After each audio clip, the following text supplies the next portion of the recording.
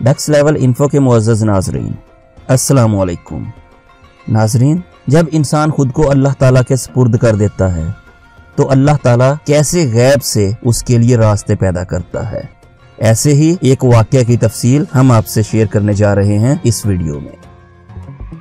This is Ali भाई video and you are watching ducks level info. नीचे दिए गए बेल आइकॉन और सब्सक्राइब बटन को प्रेस कर दें ताकि हमारी हर वीडियो आपकी खिदमत में पेश हो सबसे पहले। किसी साबरो शक्कर और अय्यालदार शख्स की बीवी बड़ी बदजुबान और नाशुक्री थी, जिसकी वजह से वो साहिबे ईमान सख्त परेशान रहता था। चुनाचे एक मर्तबा जब 2-3 रोज तक कुछ खाने को मुयस्सर न आया तो इस औरत ने अपने शौहर को बहुत सख्त और सुस्त कहा कि बाल बच्चे भूख से मरे जा रहे हैं और तुम निखट्टू घर में बैठे हो, कुछ तो शर्म करो, कमा कर लाओ ताकि बच्चों की मुसीबत दूर हो। यह सुनकर शोहर कहने लगा कि खुदा की बंदी, रात के वक्त शोरगुल ना मचा, मैं सुबह को कुछ मजदूरी करके लाऊंगा और जो कुछ उजरत मिलेगी तेरे सामने लाकर रख दूंगा।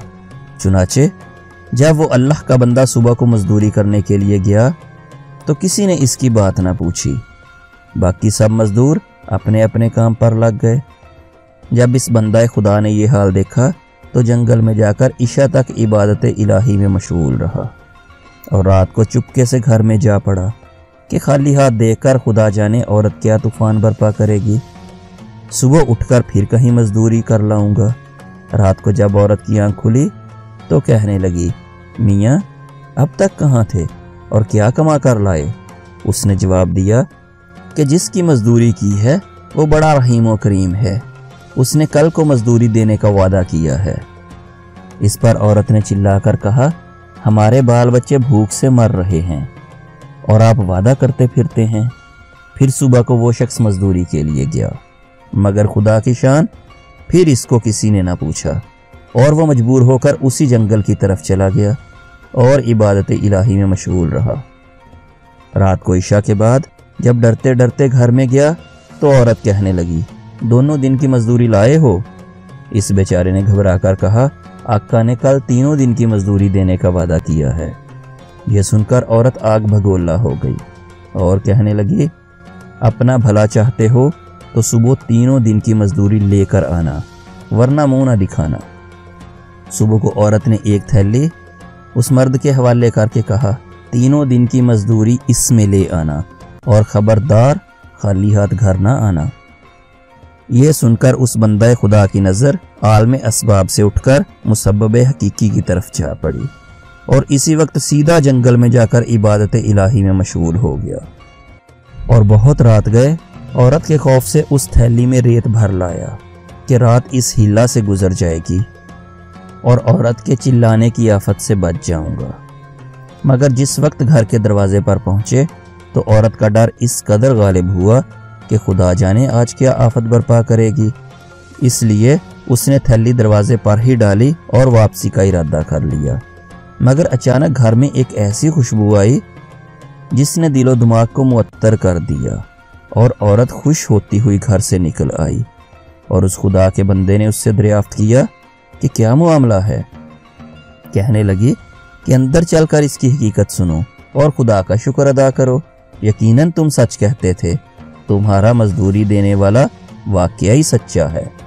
वाकया यह है कि मैं बच्चों के खाने पीने की फिक्र में मदहोश बैठी थी। अचानक किसी ने दरवाजे पर दस्तक दी। मैंने जाकर देखा, एक सब्जपोश सवार दरवाजे पर खड़ा कह रहा है, ले अपने शौहर की 3 दिन की मजदूरी ले ले और अब इसको कुछ अजियत ना देना और उससे कह देना कि जिस कदर तूने मजदूरी की थी इस कदर उजरत मिल गई, ज्यादा करता तो और ज्यादा पाता, आइंदा इसका ख्याल रखना। बस ये तमाम तिबाक उसी ने दिया है जिसमें 50 दिरहम भी हैं और दम बदम इसकी खुशबू दिलो दिमाग को मुअत्तर कर रही है।